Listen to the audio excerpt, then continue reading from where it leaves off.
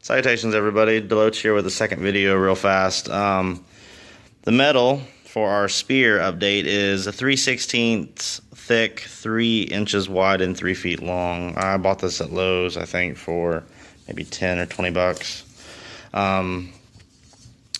This video in particular, we're going to talk about the cuts, because the cuts are important because of what we're doing. So what we're going to do is cut, right, I've made a diagram and I'm going to show you. So we're going to do this cut number 1 to get the excess weight off of the spear, because the less weight you have to deal with, the better. So this is cut 1, and then you don't have to do these in a particular order, but you do need to do them in sets. So this is cut 2 and cut 3. Like I said, you can reverse the cuts if you want to, it doesn't matter. Then this is cut 4 and cut 5. You're gonna make cut 2 and cut 3 like this with your angle grinder, and then you're gonna make this cut 4 and cut 5, and then that should take away this piece, and then you're gonna make cuts 7 and 6, or again, reverse it, it doesn't matter.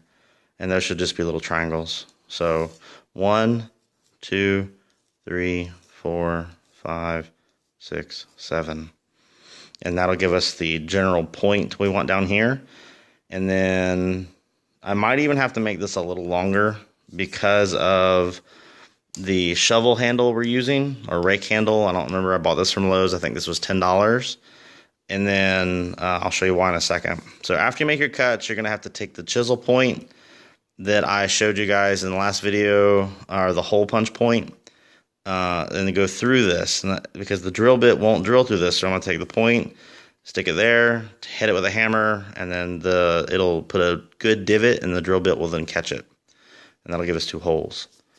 So this is our shovel head. They don't make it at Lowe's without the metal piece, and I didn't mind that so much because I'm going to use this to my advantage. I marked it off here with the black marker. I'm going to take the angle grinder and cut out a 3/16 hole on both sides, and that's where the spearhead will lie in flatwise. It'll go in like that, and I'm going to use that for extra support for the spearhead. And then I'm going to drill holes in here where the rivets go, and the rivet's nothing more than a nail. You put it through, you cut it off with angle grinder, then you take a ballpoint hammer and you round off the edges and then hammer it flat. And then, but this is what I just noticed. It's hollow right here, which I knew already, and I didn't mind. I just didn't know how deep it was, which is a problem.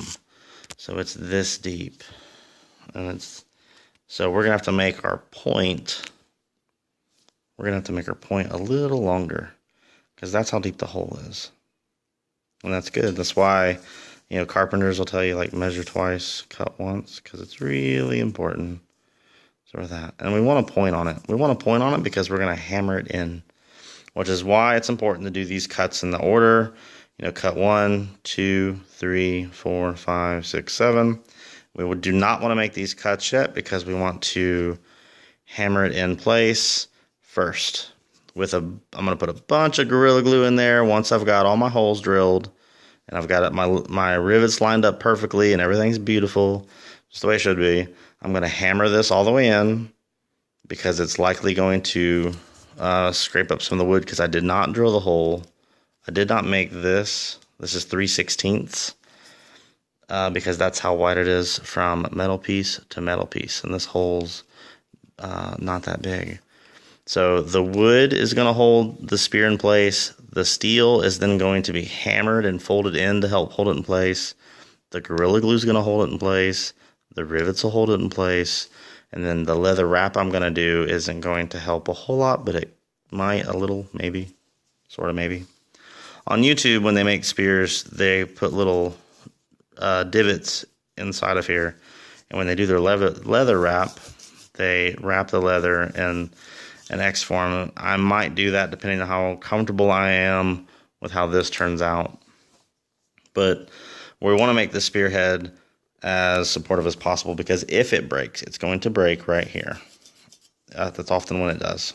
So again, 3/16 inch steel, angle grinder, and then the shovel pole. All right, guys, thanks again. Bye.